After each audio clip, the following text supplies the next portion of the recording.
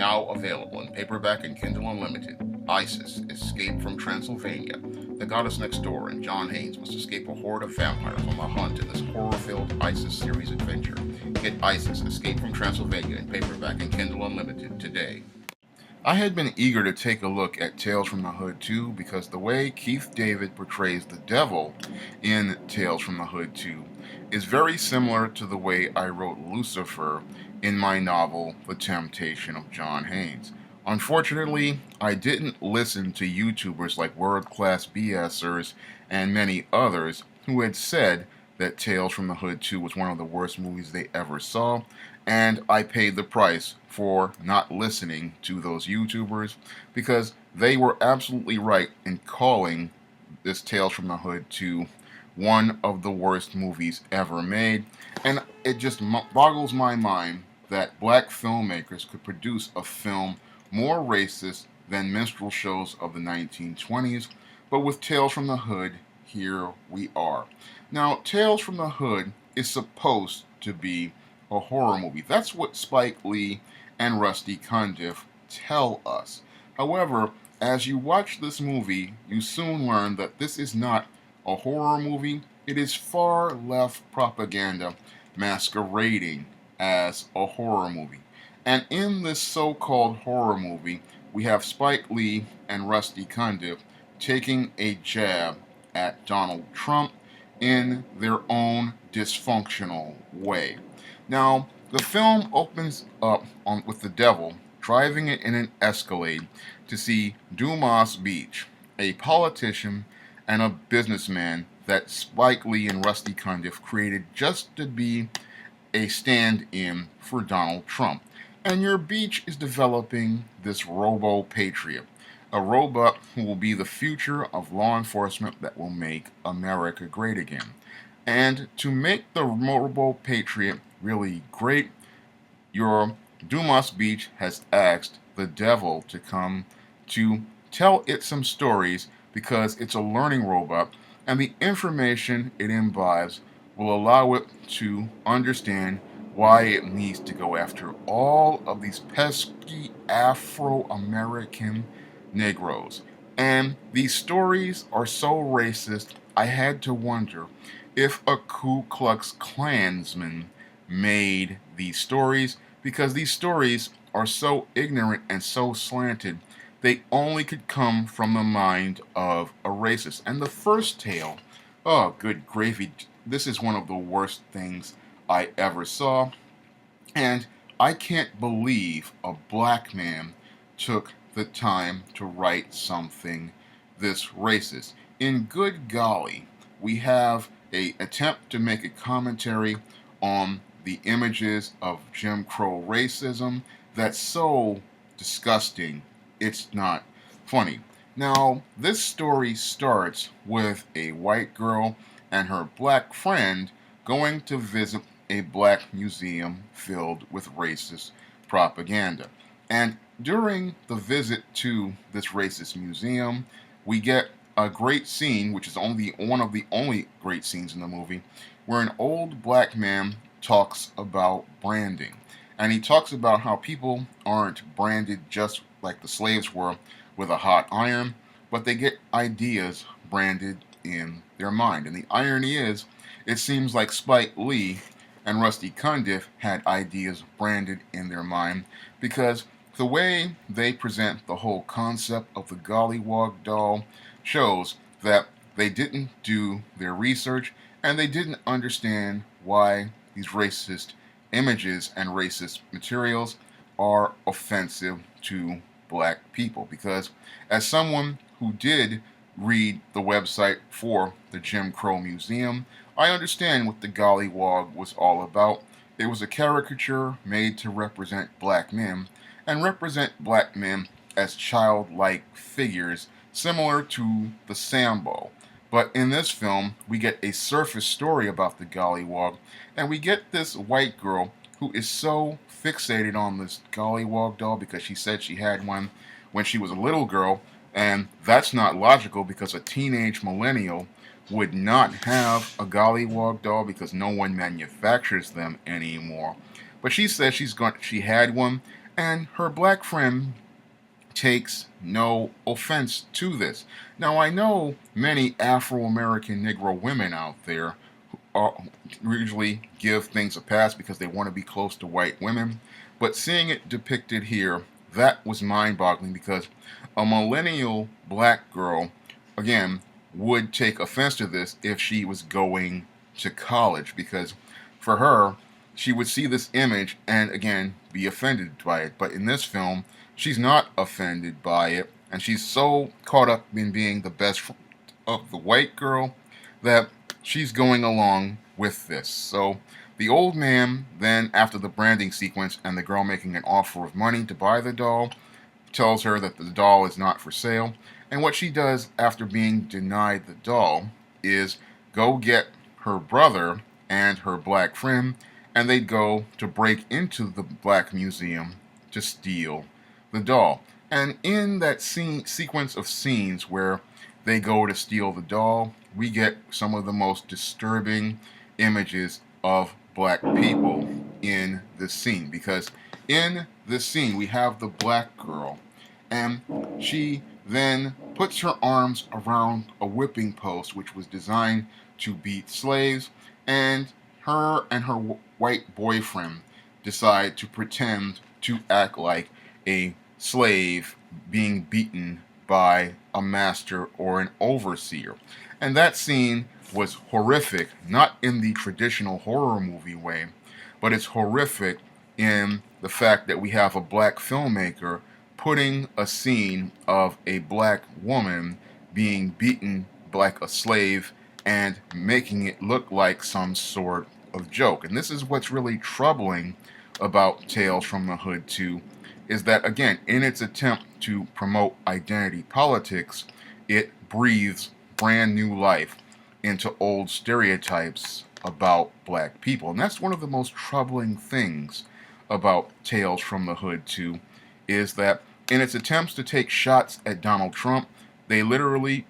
present points that many racists and white supremacists would be incredibly comfortable with. And the scene of the white boyfriend whipping the black girl, that's a scene a racist or a white supremacist or one of these black female supporters of white supremacy would be comfortable with. Now, the white girl, she steals the Gollywog doll, and along the way of trying to leave the museum, they break the case, and then we start to see the horror, because after the case is broken and the Gollywog is taken out, we then see the black girl chopped in half by one of the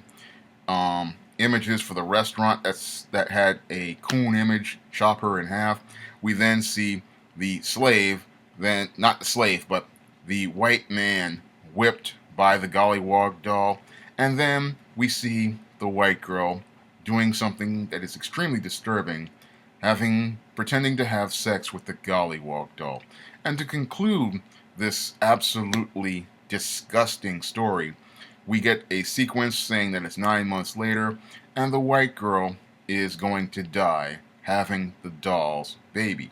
And this sequence where the girl is having the doll's baby isn't horrific in the sense that it's terrifying. It's horrific in the sense that we have a black man who produced something this racist and put it on screen. And the reason why he's going to put this on screen again is because he's so in his emotions about Donald Trump that he can't see that he's proving that racist points regarding him by producing this movie. And this was, again, one of the most troubling stories in this Tales from the Hood, in the four tales, in that this Spike Lee and Rusty Cundiff decided to take black history and present it on screen in a way that presents black people in a negative light, and then presents us in a way that dehumanizes us and degrades us, and then takes these dehumanizing images and doesn't even understand how to present them in a way that shows the horror of them. He's making a horror movie featuring some of the most horrifying media, which is the coon, the brute,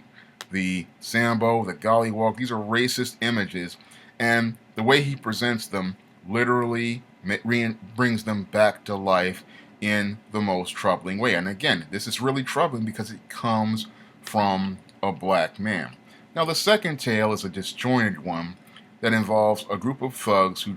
kill a reformed pimp. And to get at the man's fortunes, the thugs invade the home of a fraudulent psychic and bring the girlfriend over, threatening to kill the girlfriend of the former pimp. Now, the psychic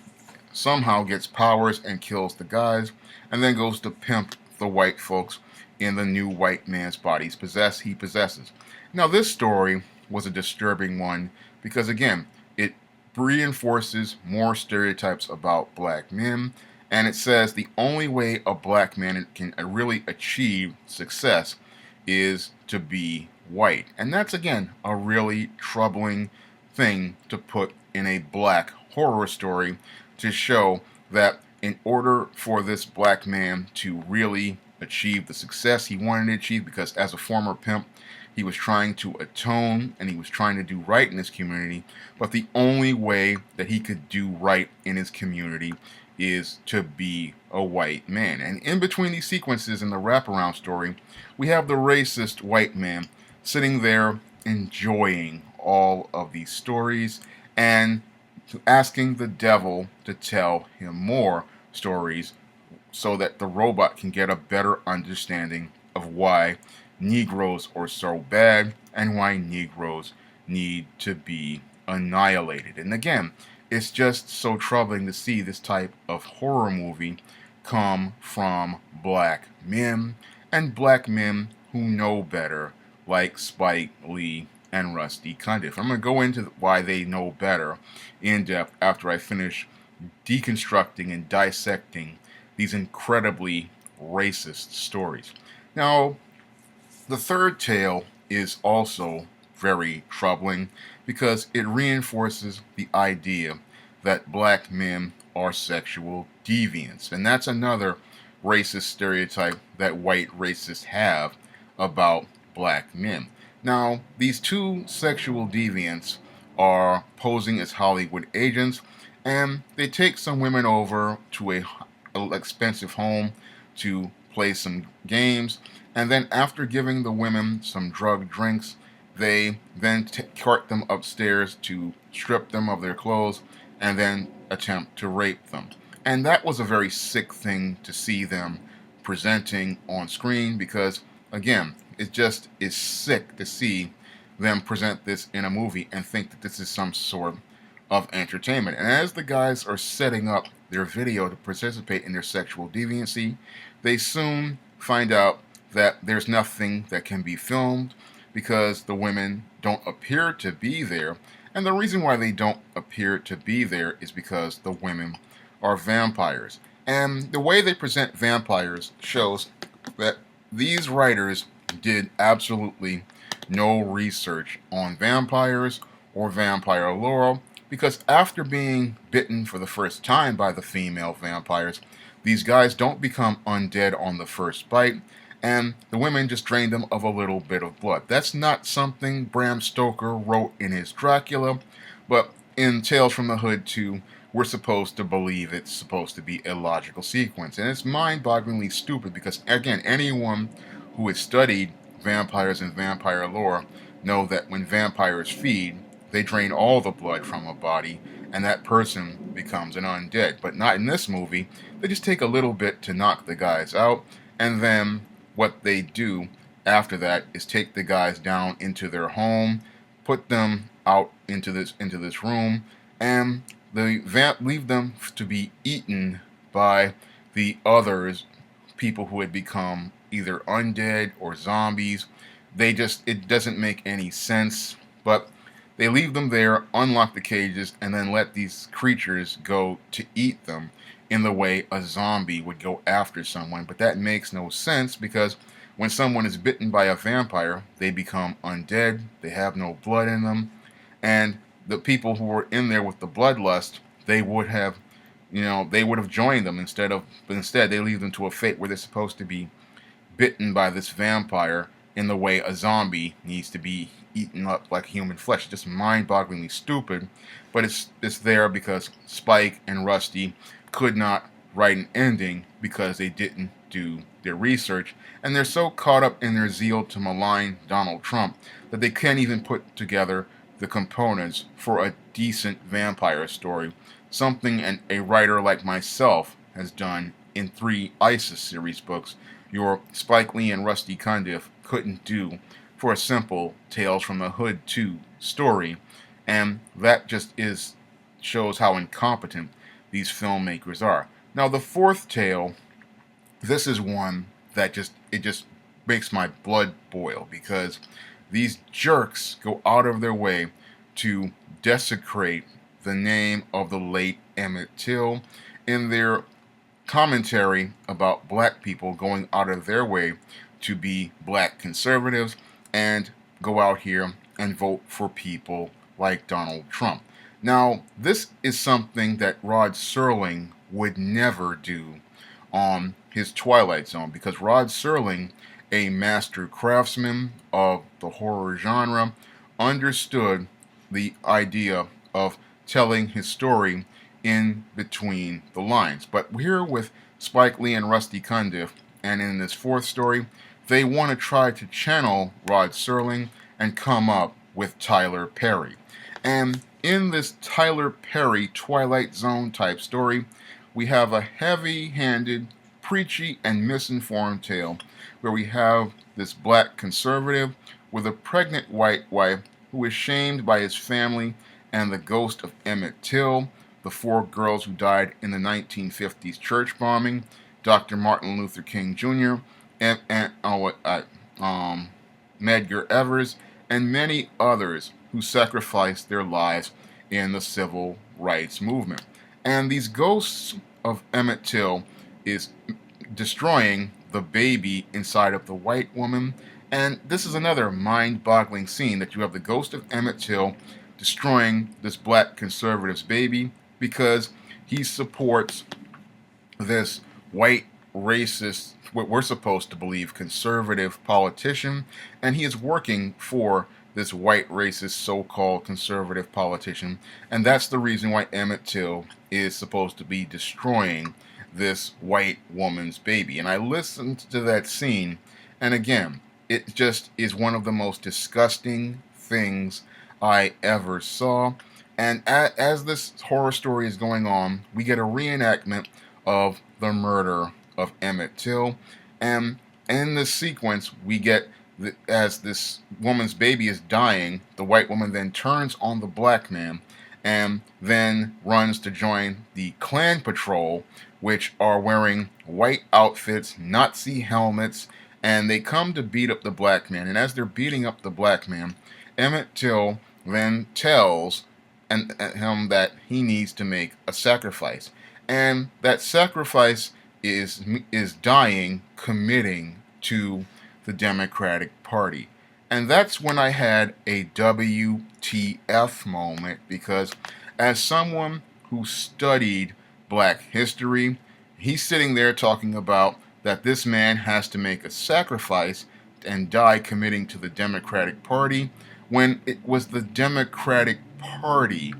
that was the one that established the rules for Jim Crow. And it was Democrats like Bull Connor who were in charge of those southern areas, like the one where Emmett Till was murdered in. They created the racist policies. They created the unwritten social rules of Jim Crow that made black people second-class citizens, and it was towns filled with Democrats who made up the all-white juries who acquitted men like those who murdered Emmett Till and allowed men to get away with being lynched and allowed men to be imprisoned for crimes that they didn't commit. But we're supposed to believe that this man would be making a sacrifice by dying supporting the Democratic Party, and we're supposed to believe that this man's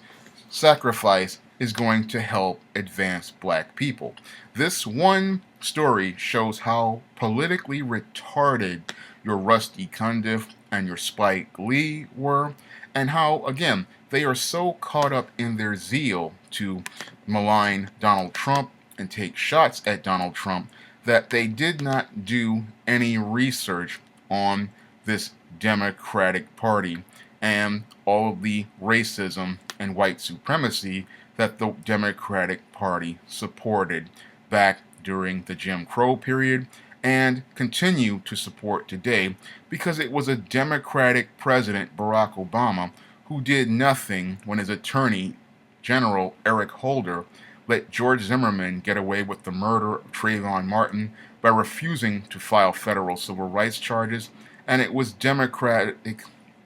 Attorney Generals like Eric Holder and Loretta Lynch who didn't pursue federal civil rights charges against Darren Wilson for the murder of Michael Brown, nor did they pursue federal civil rights charges against Daniel Pantaleo for the choking death of Eric Garner. It was those Democrats who were black who sat there and gave these criminals a pass for those murders, and it was a Democrat who recently convicted Bill Cosby for sexual assault and railroaded Bill Cosby through the Philadelphia court system. But Cundiff and Lee decide that those Democrats deserve a pass for their ongoing racism because Trump is more evil than the Democratic Party, which has been actively oppressing black people in its inception. Now, I'm no Trump supporter, but I wanted to see some sort of objectivity in this film's horror stories. But instead of us getting any sort of objectivity, we got subjectivity. And in that subjectivity, we got a film that was nothing more than pure propaganda for the Democratic Party, because that's all Tales from the Hood was pure propaganda for the Democratic Party. Because if these filmmakers, who I know better, because I remember Rusty Cundiff being in the 1980s, he worked alongside Robert Townsend during the golden age of black film, and he made movies like Sprung, and your Spike Lee made numerous classics like Do the Right Thing, which were very objective. If these men weren't so caught up in their emotions about Trump, they would have used Tales from the Hood to make a social commentary about George Zimmerman by having a character who is praised as a hero for murdering a so-called thug, by the ghost of the boy following him wherever he go and wherever he's praised. And there would have been some tragic fate featuring Skittles or something like that. That's what an objective filmmaker would have made in a Tales from the Hood 2 movie, but we didn't get any sort of objectivity or imagination, nor did we get any sort of social commentary the way Rod Serling used to give us social commentary in between the tales of horror he presented in The Twilight Zone, because these people, Spike Lee and Rusty Cundiff, would rather use the horror genre as a way of shaming black people for making what they believe was the wrong choice in the 2016 election. And I say, get out of here with that nonsense, because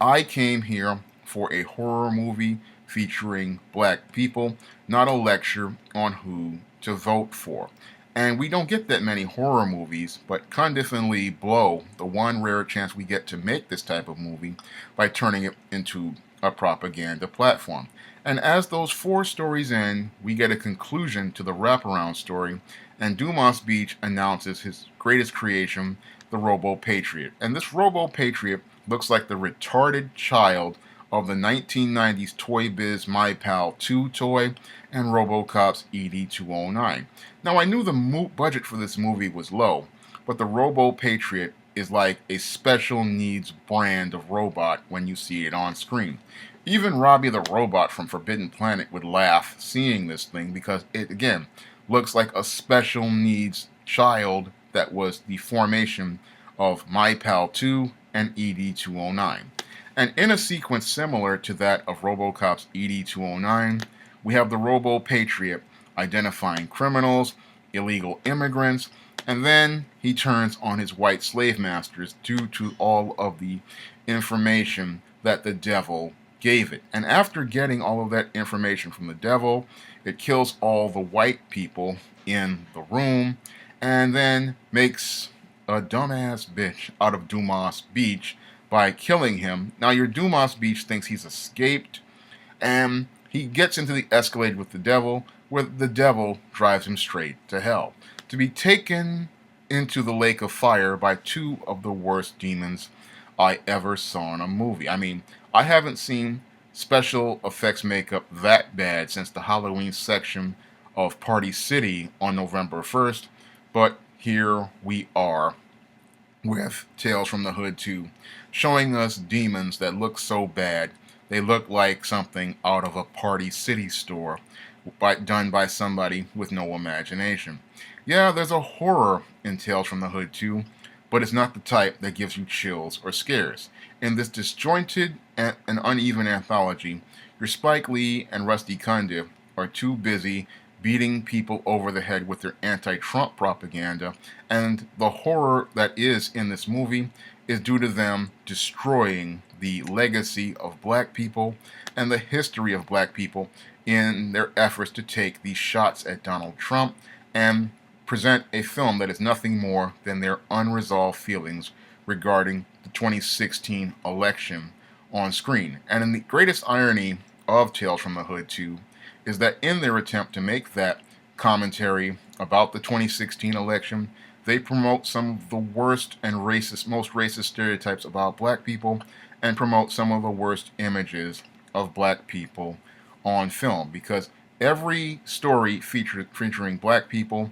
is nothing more than the promotion and presentation of old stereotypes about black people. And in their attempts to take these shots at Donald Trump, they prove every racist and white supremacist point regarding black people. That is what is most disgusting about Tales from the Hood, is that it drags black people down. Now, the original Tales from the Hood was a great horror movie that gave us balanced and humanized images of black people and showed that black people could make horror films and tell great horror stories. It showed that we as a people could progress to produce something like horror if given the chance, but Tales from the Hood 2 is nothing more than a setback due to Spike Lee and Rusty Cundiff being so caught up in their identity politics and their love for the Democratic Party that they give us this abomination of a movie that literally tarnishes their careers and shows us that they haven't learned anything in years regarding filmmaking. In fact, they have regressed as filmmakers with this film because they show how their skills have fallen completely off, because this film, again, is more about identity politics and far left narratives than giving us stories about black people in a way that shows us tales from a black perspective. Because an objective filmmaker, they would go out of their way to give us objective stories regarding the black experience and horror from a black perspective, but we didn't get that in Tales from the Hood 2. No, all we got was propaganda designed to please white liberals and far leftists and allow them to be entertained at our expense, and that entertainment is where people are laughing at us and not showing the chills and horror that comes from a black perspective.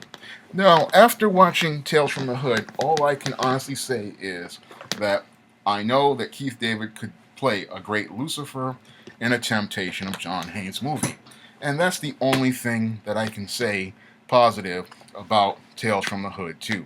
But after watching this horrific movie, I can honestly say that it's pure unadulterated trash that belongs in a dumpster fire. Because the only place that would see Tales from the Hood 2 as quality entertainment are those people suffering in the ninth level of hell after a Who's the Boss marathon. Yeah, Tales from the Hood